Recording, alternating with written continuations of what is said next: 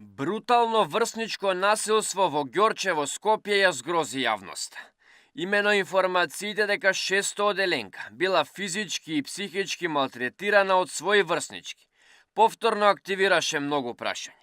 Особено загрижува тоа што како резултат на тортурата која ја трпела, и физичка и психичка, девојчето завршило на болничко лекување. Вчера министерот за внатрешни работи истакна дека на овој случај ќе му се пристапи максимално сериозно, а дека веќе се повикани 14 лица на разговор. За дел од нив ќе следуваат и соодветни пријави.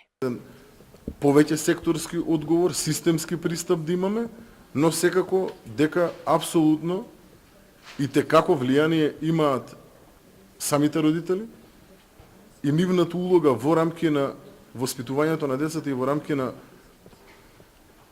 нивното поведение во делот на образовниот процес секако дека е клучно. Така да би упатил еден апел и до сите родители, и до сите општествени чинители, и како да се фокусираме на овој проблем, затоа што го има, е присутен. За случајот алармираше и истакна жалење министерката за образование и наука Весна Јаневска, која истакна дека родителите мора многу повеќе да внимаваат на однесувањето на своите деца и дека врсничкото насилство и ваквите немили случаи може да се намалат и превенираат само со заедничка работа на стручните лица и родителите. Од информациите кои ги добив, постапено е така како што треба и во овој случај, односно училиштето пријавило и во полиција, и во социјалните служби, и самото училиште превзема мерки, но секогаш што е постфестум, и јас ќе ви го кажам моето лично мислење зошто е тоа така. Сите ние, одговорни институции, можеме да правиме се така како што треба. Ако немаме помош од родителите, не можеме да имаме успех колку и големи напори да даваме. Секако ќе има одреден процент, но клучна улога покрај училиштето и стручната служба имаат и родителите. И од детската амбасада Меѓаши се загрижени и згрозени од овој настан, потенцирајќи дека за жал новите истражувања покажуваат дека речиси да нема училиште во Македонија каде што нема врсничко насилство. Затоа мора да се истражи каде е направена грешка во превенцијата, дали можело да се спречи тортурата која детето ја трпело и како и на кој начин треба во иднина да се работи за да немаме вакви случаи. Значи, генерално нема училиште во Македонија во кој што не се забележува случај на насилство. Најчесто се припознаени физичкото, психолошкото, вербалното и последните години дигиталното наследство. Тука има два момента. Значи, знаеме моментот кога и како ќе се дознае се случило насилството.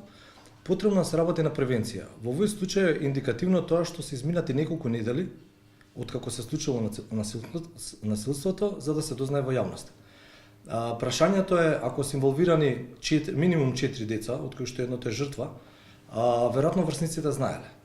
Каде се тука родителите забележат? Каде се тука службите да забележат? Каде е тука околината да забележи, да реагира? Значи, многу важно да се истражи зашто не е препознаено и можеби кога е препознаено, како е реагирано.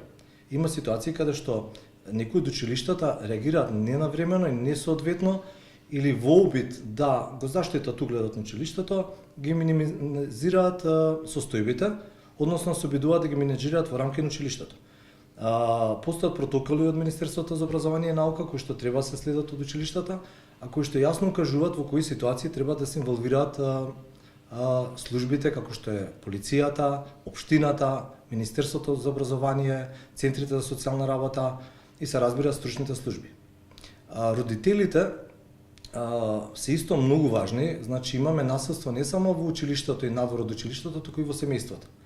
Родителите треба да соработуваат со стручните служби без оглед во која улога е нивното дете, да бидат искрени, да споделуваат информации, да соработуваат, се со цел од една страна се превенира, овдека очигледно превенцијата не била успешна, чим дошло до ваков случај, а потоа, откога се случи ваков немил настан, да се поддржи детето жртва, да може да се врати во нормалниот живот, а во исто време е логично да се истражи и што иницирало кај децата насилници така да се однесуваат.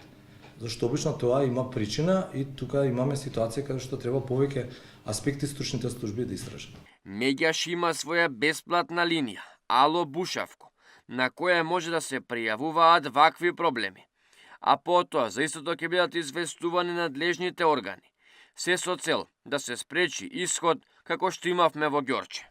Порано беше познато како SOS телефон, сега е Ало Бушавко, препознан е кај дел од јавноста, имаме јавувања, се уште работи 24/7 и тука младите, децата и родителите може да се јават, да пријават различни проблеми.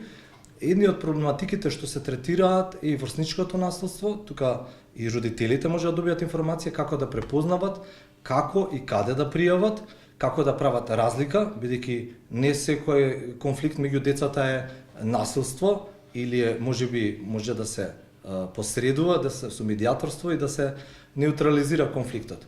Меѓутоа ќе ги споделиме и броевите, тоа е 070-390-632 и исто имаме уште едно бројче 116-111 на кој што нашите волонтери и оператори се достапни за нудење информации, па и поврзување со институции. Значи имаме соработка со повеќе институции така да може да добијат информација, особено поврзано со актуелната тема врсничко насилство. Во последните години, ова е само еден од низата случаи со брутално физичко насилство. А она што особено загрижува е дека децата се повеќе се мотивираат ваквиот вид на насилство да го објавуваат на социјалните мрежи. Според најновите истражувања, врсничкото насилство е речиси родово изедначено, односно сторители и жртви на истото се подеднакво и момчињата и девојчињата.